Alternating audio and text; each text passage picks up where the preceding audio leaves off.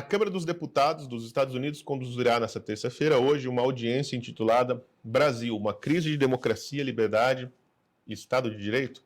A sessão foi marcada pelo Subcomitê de Saúde Global, Direitos Humanos Globais e Organizações Internacionais da Comissão de Relações Exteriores da Casa. O foco da discussão será a censura promovida pelo regime PT-STF nas redes sociais do Brasil. Os parlamentares americanos ouvirão o depoimento dos jornalistas Paulo Figueiredo, Michael Schellenberg, bem como o CEO da plataforma Rumble, o Chris Pavlovski. Rumble é aquela plataforma que decidiu sair do Brasil porque estava sendo achacada pelo STF. Bom, a briga vocês acompanharam aqui, né? Qual que é o grande problema aqui? Né? Um dos grandes problemas. Né? Então tem assim, duas frentes. Uma que vai investigar, né, os abusos do STF, das Cortes Superiores Brasileiras, inclui com o governo federal, né, para tolher a liberdade de expressão, calar os seus opositores e derrubar de maneira ilegal e clandestina as pessoas das redes sociais.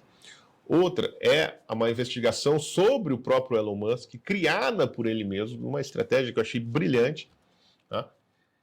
Que ele vai ser investigado se ele cooperou, né, de alguma maneira para burlar ou descumprir as leis brasileiras, né? Sobretudo a Constituição Federal e o Marco Civil da Internet, que é isso que o Elon Musk, no final das contas, alega, né? Que a justiça brasileira estava forçando, porque assim, todo mundo acha assim, não, agora ele vai ser investigado porque ele falou que ia retornar as pessoas, né, para as redes sociais, as pessoas mandadas serem retiradas pelo Alexandre de Moraes, então ele estaria descumprindo uma ordem judicial. Na verdade, não é isso, ele está sendo investigado, né, para ver se ele cumpriu ordens ilegais.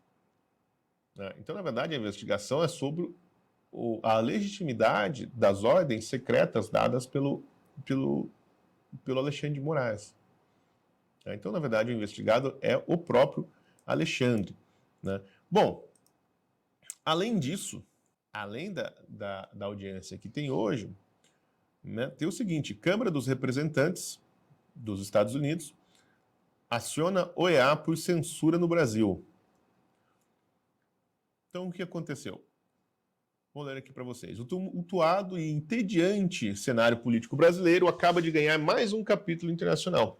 A Subcomissão Global de Direitos Humanos da Câmara dos Deputados dos Estados Unidos, liderada pelo republicano Chris Smith, não sei se vocês vão lembrar, é aquele deputado que foi lá para frente do Capitólio, na calçada, falar com o Eduardo Bolsonaro, com o Paulo Figueiredo, com aqueles deputados brasileiros que foram para Washington, não lá em setembro, que foram este ano. Setembro não, novembro do ano passado, não, que foram desta vez, que eles foram para uma... eles iam lá dar aquele depoimento, participar de uma audiência na Câmara. A esquerda brasileira conseguiu pressionar o Partido Democrata lá nos Estados Unidos e eles conseguiram cancelar essa audiência. Mas daí todo mundo já estava com a passagem comprada, etc. Foram mesmo assim, conseguiram se reunir com o Chris Smith no Capitólio. Não exatamente dentro do Capitólio, lá fora, ficaram do lado de fora, na calçada, né, mas conseguiram fazer essa movimentação que resultou disso aqui. Né? O presidente da Comissão de Direitos Humanos da Câmara do Congresso americano, né, enviou esta carta à OEA solicitando informações sobre, entre aspas, alegações graves das violações dos direitos humanos no Brasil, focando especificamente em ações que seriam cometidas por autoridades brasileiras. Porque o que acontece? Foram feitas várias denúncias na OEA. Foi levado muita documentação para lá, etc. Né, em diversas vezes. Foi o Alan, depois foi o Paulo Figueiredo, né, outras pessoas já tinham recorrido à OEA. Qual o problema?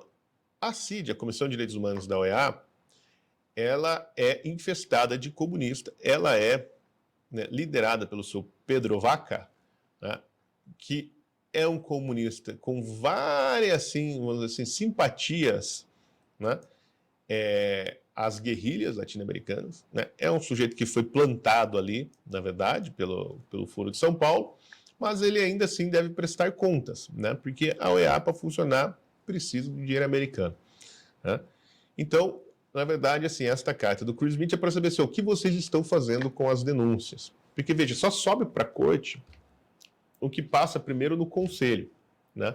A Corte, que é um grande teatro, a Corte de Direitos Humanos da OEA, ela é um grande teatro, né? A Corte Interamericana de Direito. Mas ela faz lá um julgamento de vez em quando, só que não é qualquer um consegue chegar e apelar na Corte. O caso é submetido a um conselho, esse conselho que é tomado por militantes de esquerda, né? Quase todos alinhados com o governo Lula. Então, é muito difícil que alguma coisa suba. Se você for lá falar, o Bolsonaro perseguiu o jornalista brasileiro, aí no outro dia está lá o Bolsonaro sendo julgado, né? Mas, vamos dizer, a nossa causa certamente não. Mas agora, com a pressão do Congresso americano, eles vão ter que se explicar. Falar, as denúncias foram feitas. O que vocês fizeram com isso? Investigaram? Não investigaram? O que foi feito com isso? Né? Então, embora a carta não mencione diretamente o ministro Alexandre de Moraes, um relatório recente da Comissão de Assuntos Judiciários da mesma Câmara o aponta como figura central na censura a conservadores brasileiros, associando a uma crítica sistemática ao atual governo socialista do Brasil. O relatório, de autoria do republicano Jim Jordan, aliado de Donald Trump, detalha uma série de solicitações feitas pelo STF e pelo TSE à plataforma X para remover perfis e conteúdos acusando-os de censurar críticos do regime Lula. A gente está falando daquele relatório, que saiu também no Congresso americano, com aquele monte de documento enviado pelo Elon Musk, né, com pedidos do TSE e do STF ao Twitter para derrubada de contas, né, e exigindo sigilo, né, e sem a devida fundamentação. Ou seja, sem a fundamentação, o sujeito que está tendo a conta derrubada, ou o próprio X, não consegue nem apelar, nem se defender, nem falar, não, a gente quer que revise isso, porque se você não sabe o motivo, como que você vai se defender? Né? Então, é óbvio, um atropelo assim, do direito de ampla defesa, devido ao processo legal, né? Um estupro jurídico, é isto que aconteceu. Né? E depois que esses documentos vieram a público, isso ficou muito claro. Né? Não dava mais para esconder, até a imprensa canalha, né, começou a falar, então, veja bem, veja bem. Né? A controvérsia ganhou ainda mais peso com as declarações de Elon Musk, que classificou o Moraes como um ditador e pediu seu impeachment após os embates sobre política de censura na rede. Né? Então foi aquele fuzuê do Elon Musk, né, jogando a merda no ventilador da censura brasileira. Segundo o documento, as cortes brasileiras, sob liderança de Moraes, ordenaram a suspensão e remoção de quase 150 contas sem o devido processo legal e sob sigilo. Veja, o sigilo era tão forte que nem o sujeito que tinha a conta derrubada podia saber por que foi derrubada e quem o derrubou. Uma das alegações que o Elon Musk faz, ele fala, eles obrigavam a mentir, dizendo que nós derrubamos porque violavam as leis, as regras do Twitter, e não que foi uma ordem judicial. A gente não podia informar o usuário da conta que a conta dele tinha sido derrubada por ordem, né, de uma investigação no Supremo. Né? Na carta ao EA, o deputado Chris Smith argumenta sobre a urgência de uma intervenção, considerando, entre aspas, os abusos de autoridade judicial como uma ameaça séria à liberdade de expressão e ao funcionamento democrático. Ele solicita que a Comissão Internacional de Direitos Humanos da OEA, junto ao relator especial de liberdade de expressão, que é o senhor Pedro Vaca, né, colete e compartilhe informações sobre o desenvolvimento do Brasil, além de questionar quais medidas podem ser adotadas pela organização para enfrentar a situação. Ou seja, é o peso do Congresso americano em cima da OEA, né, do Conselho de Liberdade de Expressão, que está lá ocupado por um esquerdista, mais esquerdista do que a peste negra, né, para fazer andar alguma coisa sobre o Brasil. Né? Como disse muito bem o Michael Schellenberger, isso não vai resolver. A audiência no Congresso não vai resolver os problemas de liberdade de expressão no Brasil, mas é um primeiro passo. Assim como esta carta enviada pelo Congresso americano à OEA pedindo explicações, não vai resolver, mas já é um segundo passo. E assim, de passinho em passinho, talvez a gente consiga não resolver totalmente o problema da perseguição política e do fim dos direitos no Brasil, mas talvez a gente consiga aliviar de alguma maneira, ou pelo menos fazer esse sujeito bonito dessa foto aqui ficar assim um pouco mais sisudo e pensar duas vezes antes de começar, né, as suas barbáries, né, de pôr as suas barbáries em prática. Talvez assim, olha, vai pegar mal, enfim, né? Talvez isso funcione como uma pressão para dissuadir um pouco a corte, né, a cometer aquilo que vem cometendo. Sem contar que é um bom momento para isso acontecer, né? Porque está mudando a presidência do TSE, né, que é o tribunal que controla as eleições, porque a maior parte desses absurdos que foram cometidos durante as eleições. Né? E quem assume, vou até ler aqui para vocês, TSE elege o próximo presidente encarregado de liderar o processo eleitoral em 2004. O Tribunal Superior Eleitoral realiza uma votação para eleger o próximo presidente da Corte encarregado de liderar as eleições municipais de 2024, na noite de hoje, terça-feira. Seguindo a tradição, a ministra Carmen Lúcia é esperada para assumir o cargo em junho, enquanto o ministro Nunes Marques será o vice-presidente e deve assumir daí o cargo em 2026.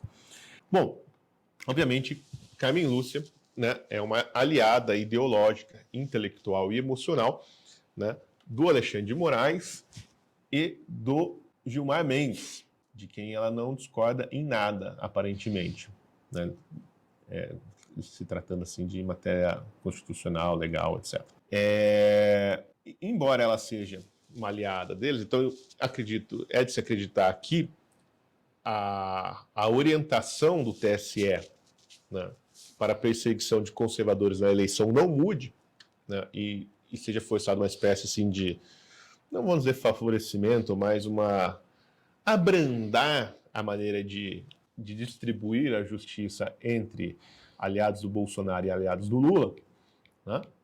Então, abrandar assim o peso da justiça sobre os aliados do Lula. Então, eu acredito que essa tendência não vai mudar, né? Afinal, né, a Carmen Lúcia é a autora, né, de duas pérolas, né? A primeira é que a liberdade de expressão é um sentimento. A liberdade é um sentimento, né? Não é um direito, é um sentimento. É uma coisa que você sente. Hoje eu me senti livre, né? E você está livre, né? Então, se você não se sente livre, se você vive num regime de opressão, na verdade, você precisa de uma terapia, né? Precisa mudar os seus sentimentos. Uma espécie de reeducação. Aliás, faltou ela propor isso, né? Campos de reeducação do sentimento. E aí você vai lá e aprende a se sentir mais livre, né? Já que, né, a liberdade é uma emoção, um sentimento. Né? E a segunda coisa é que a liberdade exige a censura, né? A censura, né? Porque foi ela que criou, né, ou que defendeu, assim, de maneira mais enfática, a censura no Brasil e de maneira excepcional, né? Que era a censura da Brasil Paralelo. Censura, veja, não é derrubada de conteúdo, não. A censura prévia mesmo, impedir que alguém fale alguma coisa antes dela falar, né? Mas era só assim, era só a cabecinha, era só por agora. Depois, né, a gente ia tirar a cabecinha e a cabecinha tá aí, né? Não foi tirada, entrou até o talo, né, no furico do brasileiro.